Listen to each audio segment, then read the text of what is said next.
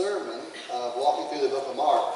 And I've heard people say that churches have become like a business. You know, I've heard that the church is just a business anymore. They're there to get your money. They'll try to make you feel good, but you better have your hand on your wallet. And then I've heard people say this: well, if Jesus was around nowadays, he would drive half the people out of the churches, because the churches are just, they're doing the wrong things. And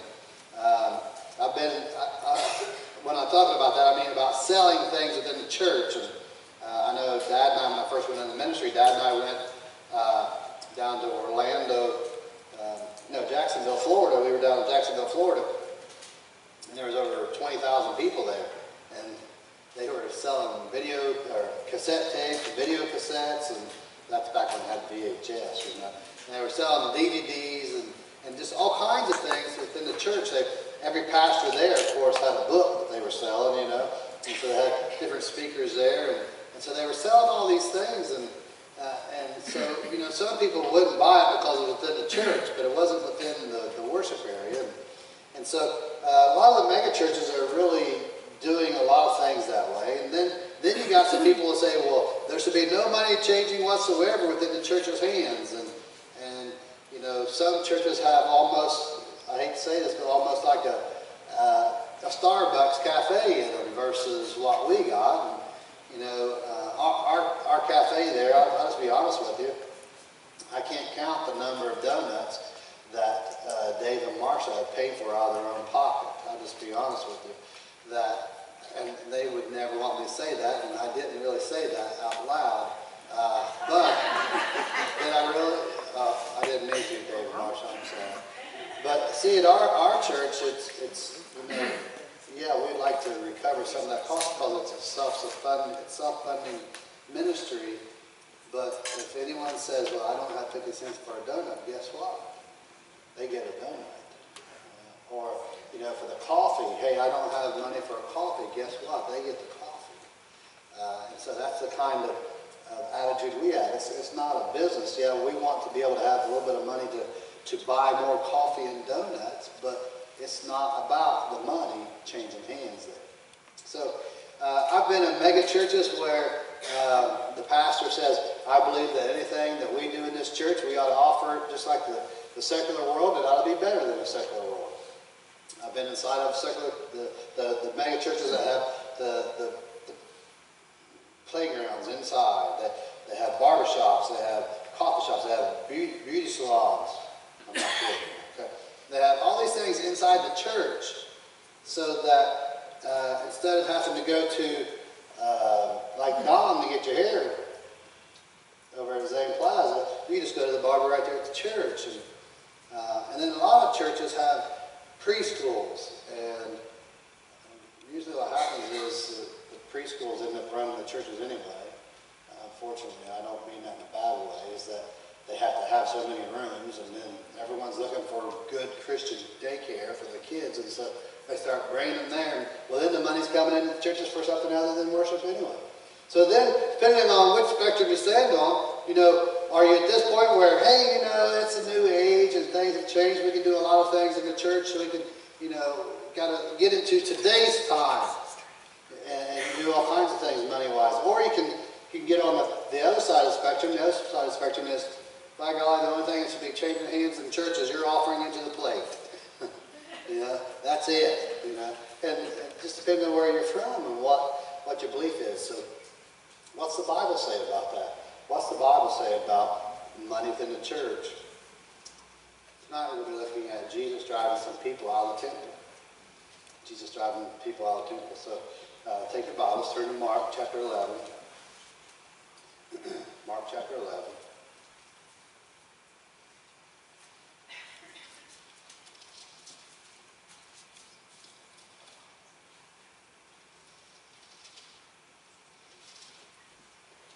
Beginning in verse 15. Then they came to Jerusalem, and he entered the temple and began to drive out those who were buying and selling in the temple, and overturned the tables of the money changers and the seats of those who were selling doves. And he would not permit anyone to carry merchandise through the temple. And he began to teach and say to them, It is written, My house shall be called a house of prayer for all the nations, but you have made it a robber's den. Let's pray. Father God, I come to you right now. I thank so much for your word and how it speaks to us. And Father, when we look at such a touchy subject as this, help us to understand what your word is trying to tell us. As we look at it, help it to apply it to our hearts, our mind, in this church. Lord, the last thing we want to do is make your place a robber's den and look like even just the appearance of it being a place of money being exchanged. So, God, we want to bring honor and glory to you through all this. We love you and thank you. We ask in Jesus' name, amen. Well, you know me. In order to look at things like this, we have to look at it verse by verse, one verse at a time. So we're going to start off with verse 15. If you look at verse 15, let's look what it says here. Verse 15, it says, Then they came to Jerusalem, and he entered the temple and began to drive out those who were buying and selling in the temple. Buying and selling in the temple. And he overturned the tables of the money changers and the seats of those who were selling doves. Now, we've got to understand what's going on here. You know, just to read it from that context, we would think that anytime money was changing hands and someone was buying something, someone was selling something, that Jesus is driving them out. But really, we've got to do some digging in to find out really what was going on. What was really going on. You know, it's funny because a lot of times people, it's just not today that people see an opportunity to make money. They're going to try to make money. You know, if you go to a football game, a professional football game, there's scalpers out there. They buy so many season tickets that they're selling them as an opportunity to make money. Now they've pushed them back so far away from the stadiums that when you're looking for tickets, you got to go walking a few miles. Anyway, okay? But then there's opportunities to make money. And so what was happening here was that there was people buying and selling and buying. And what was happening was, as a person, if I was coming into Jerusalem to make a sacrifice, to make my act of worship through my offering and sacrifice, I would bring either my animal, my lamb, a goat, doves, or whatever, and the chief priest would have to look at it to see whether it's good or bad. See whether, okay, could this animal be sacrificed? Well, they figured out that all they had to do was go, I don't know. This lamb looks like you've been dragging him a while. I don't think he's perfect. You probably can't offer that one. You really wouldn't want to offer that one anyway, would you? And then he goes, no, we can't offer yours. But what we can do is offer this one right here. See, we have these right here for sale. You can buy this one. This one's perfect that you can buy and we can sacrifice it. So what had happened was people were selling them animals and they were beating them down on the prices, and then they were selling them real high so they could make some money. And so whatever animal you brought, they said, that's not a good one. So what happened was people got used to this, and eventually, if you read through some of the commentaries, it said people just stopped bringing the animals. Why bring the animal? Because they're going to turn it down anyway. So what I'll do is just go in there, and I would just go ahead and buy whatever they had to offer. I started thinking about that, and I kind of wonder at times, do we as a church come in not really bringing a sacrifice? I kind of wonder, well, I'll just go there and get what they give us and I'm out. Instead of, what kind of sacrifice is that? It talks about bringing sacrifices to the temple. What kind of sacrifice is it? Well, it's not really my sacrifice. I didn't have to give my first fruits. I didn't have to bring it out of what my stock was. I didn't really have to worry about making sure it's the first one. I didn't have to make sure that it was the perfect one because they're going to have one there. Now, I might have to pay a whole lot for it, but at least I'll be able to offer something. Kind of cheapens the worship atmosphere, doesn't it? It kind of cheapens that whole time of worship. Mark, do you think we've done that in society today? Cheapened worship? I kind of feel like sometimes we have. Well, so Jesus comes in and he gets mad at the buyers and sellers with that. Of course, it's going to make the priests who are making the money off of it kind of upset. In fact, that's one of the reasons why they wanted to kill him.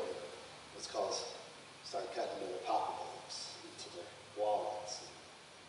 Can't have that. When you start taking my money away, then I put up a fight.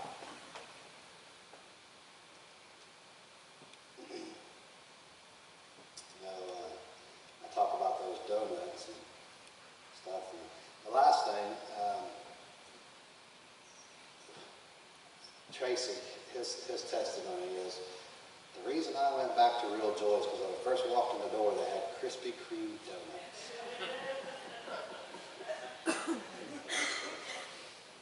And coffee. He said, this place is all right. Now, if you're like me, well, not me, I'm always up plenty of time early. Watch, I'll probably oversleep tomorrow. But my wife, I feel so sorry for her. She has to get up, get herself ready, and before the boys turn their age. Then she had to get them up, get them ready. Well, breakfast completely out of the picture. So it's kind of nice to come in and go, you know what, I didn't really have time this morning to get anything to eat, so I'm going to get me a donut real quick. And Marcia knows exactly what kind of donut you like if you're a frequent flyer there. And she'll throw that thing up on the counter. There you go, and here's your coffee, here's your Pepsi, here's your whatever it might be. But I kind of like having that there, but not to the point where we're exchanging money. Do you hear me? It's not that it's outside of these walls. There's no money being exchanged hands in here. When you come in these four walls here, you should be ready to worship. Right? Now, I've always looked up to my dad, and I've seen him do a lot of things. Now, he's a used car salesman. Okay? So, I've seen him sell cars, and this is his, and you know, we talked about who's the most holy person you ever met. This is some of the tendencies my dad does. He sells someone a car within the church, and guess what? He will not take their money within these four walls. In fact, he'll go outside the parking lot and sign tires. Just because no appearance of exchanging money in the church. Okay? That's the mentality that he has. And then we have our youth taking up saying, we're selling cookies. You buy 60 cookies for $25. But guess what? That's really just a donation. And then out of the donation, they're giving you some cookies. That money is then going to a wonderful ministry within the church. That's just a way to raise awareness to that. And so it's just, hey, we're just going to give you the cookies, but you're really donating to the homeless. And that's great ministry, and I know I'm thankful for Tabernacle for offering their kitchen to do that. It's great. All right, hey, let's go on to the next one. Well, hold on a second. What about the money changers? The money changers, you guys probably know about the money changers, right? Trish and I, we took the kids, we went to Canada. And I started noticing that all these tourist places, they had US dollars and Canada dollars, Canadian dollars. You pay this price and this price. Well, this looked like a whole less amount of dollars than this one. Okay, so Trisha goes, maybe we ought to exchange some money. So I went to go exchange some money. I didn't get a whole lot of money for what I was given. I was like, the exchange rate, you know, the dollar was, anyway. And then when you cross back over, you have that opportunity to give back your Canadian money in order to back to America. But the money changer is just another way of making money. Oh, you got Roman money? We don't take Roman money. You got to have Jewish money to put into the offering. You can't do that. So what we'll do is exchange your Roman money for this Jewish money. However, your Roman money is only different about $0.50 compared to the Jewish money. So they were making money off of that. So the money changers, no matter what you had, it wasn't the right amount of money, the right kind of money. And so what happened was they were making money off of you exchanging your money.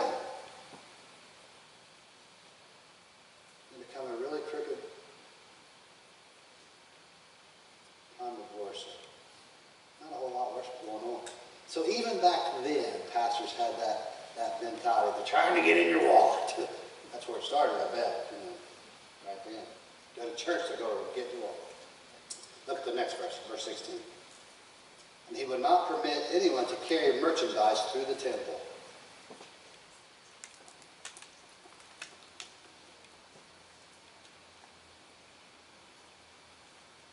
Carry merchandise in the temple? What's so wrong with that? Let me explain that. Now, where Jesus was turning over the tables and where he's talking about right here is the outer court. Okay, the outer court is where they would do the sacrifices at. And there was 2 gates on each side of the outer court. And you could enter in through this side or you could enter in through this side. And what was happening was, instead of going down and around, if someone had merchandise and they wanted to go from point A, like on the north side of this building, and they were going to go over here to this neighbor, instead of walking around the church, they started letting them just walk through the church to go to the next thing. While sacrifices were going on and people were worshiping, you're supposed to be praying out in the outer court. And so what was happening was, oh, excuse me, I got to carry this lumber over to the other place. Excuse me, I got to get through here real quick. Excuse me, hey, you got, did you ever drag some animals through there and it's supposed to, and, you know, all these things are going on? I'm not sure what animal that was, but it was, dragging it through and you're ever trying to pray. Oh Lord, please forgive me for my sins. I just bought this big animal to sacrifice. I want you to know how much I really need forgiveness. Oh, excuse me, pardon me. Oh, you hit the tuba. You see what I'm saying? And so the reverence of the area where people were supposed to be worshiping was lost.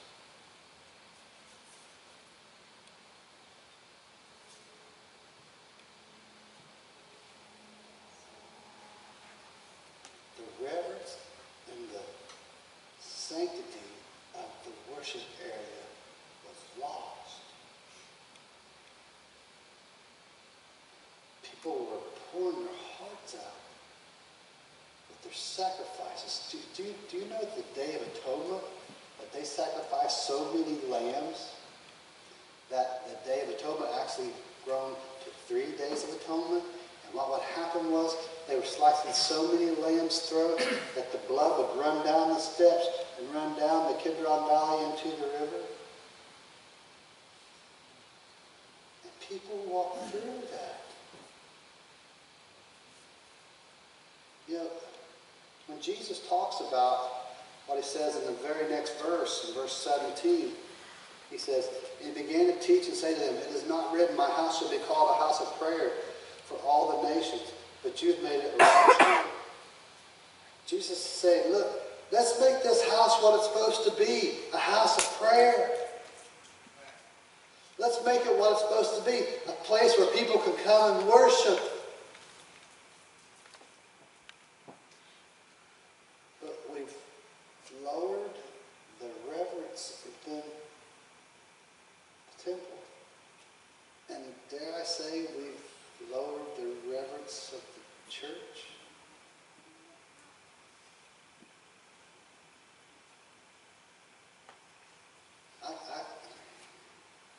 I'm not talking to anyone in particular, please. If I'm talking to you, please forgive me. I'm not looking at it.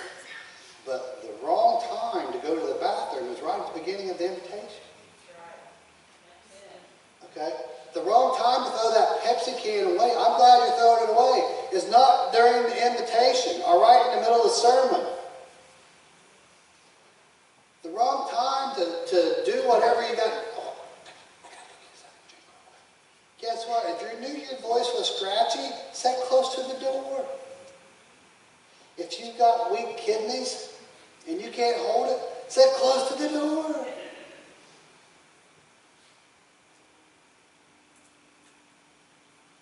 That's not the time. We have lowered the reverence of the worship area. Maybe if we come in here and say, you know, it's all about worship. What this way, right? This way, right? The cross, the bead going this way. This way. If we make it about that, maybe someone will go, they got something. I want that. What they got. They're holding God in reverence and sect. I just can't. But when we just act like, hey, we're watching a football game and we're going to get up and go during a commercial or something, how dare us? I got to tell you, how many hours do you get here Sunday morning, what, 8:30? 8:15? The musicians start rolling in, 8:30 and stuff, and you get everything ready. And you practice from 8:15 to 9:45. Hour and a half of practice just so that the notes played and the words sang are bringing glory and honor, the very best that we can bring to God, right? And there's nothing more aggravating than while you're sitting there, and if I'm talking to you, please forgive me, to have someone talking over the praise team. Drives me nuts. Right in the front couple rows.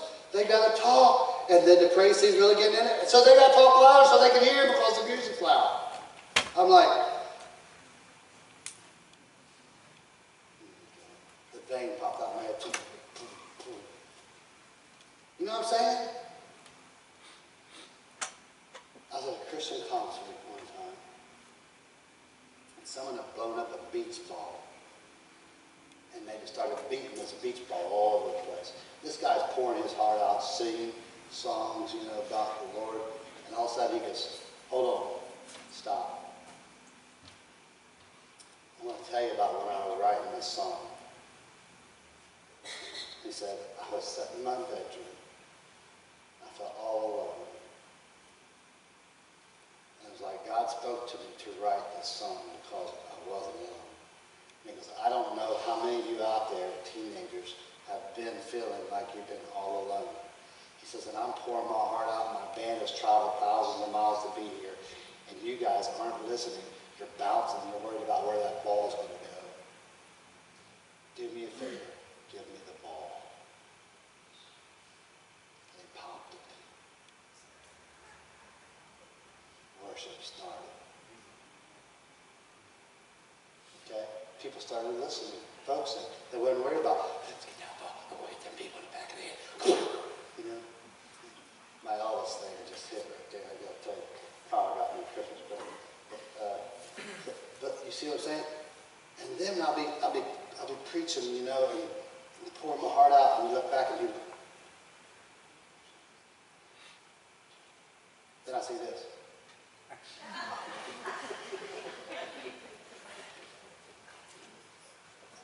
I'm like, am I that boring? I'll tell a joke, maybe they'll stay awake. Now, granted, I don't get sleep like a lot of people do. I mean, I toss and turn, and my knees here recently have been in a lot of pain. But talking an hour. An hour and 15 minutes. Reverence. Honor to the Lord. Worship.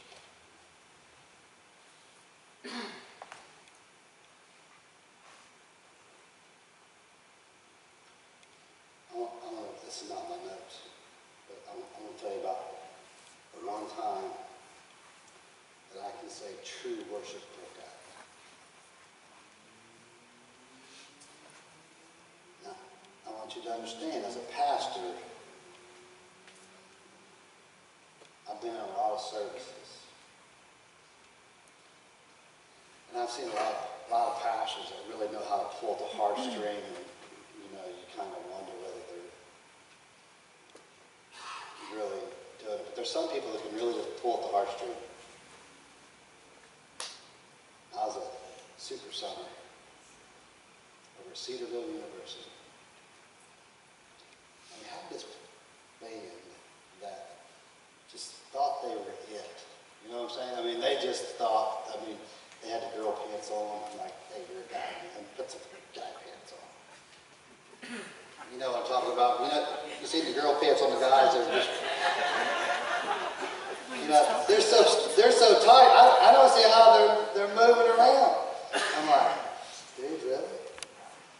And so they come out. And there was a family emergency with the lead guitar. Now the lead guitarist played every instrument. I mean, he had a violin, he had a mandolin, he had a banjo, the guy was unbelievable. Played saxophone, and all of a sudden it was like God says, I'm going to take your music. And so the singer, who really thought a lot of himself, you could tell, because they wouldn't even interact with him, I mean, you're there all week with them, they wouldn't even talk to you like, there's really,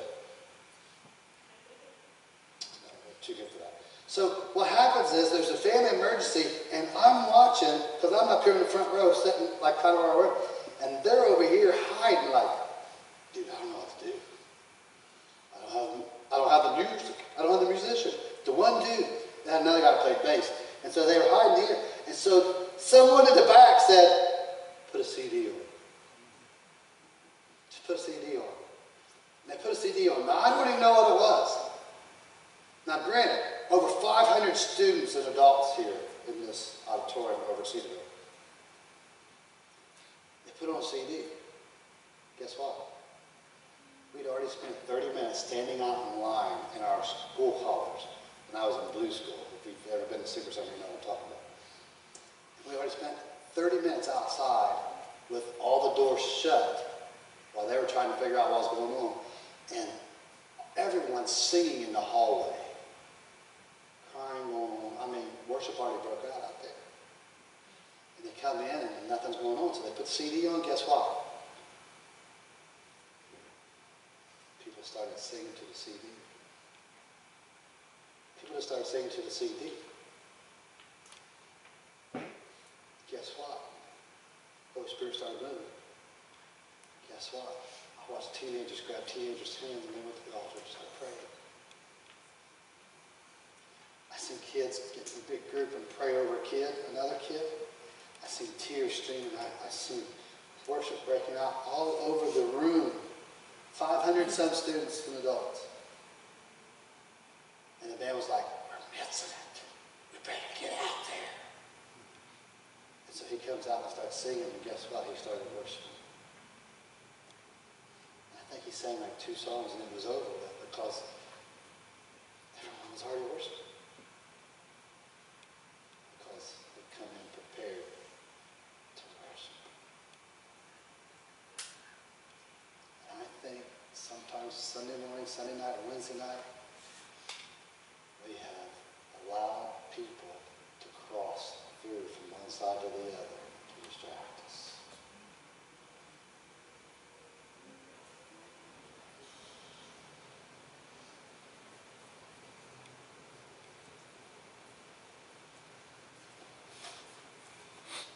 Jesus wanted the worshipers to be back in the temple. He wanted people to be praying. I want to close tonight by asking you one question.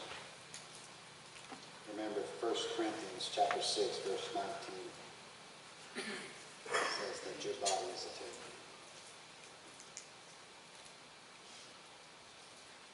Are you making any shortcuts to try to worship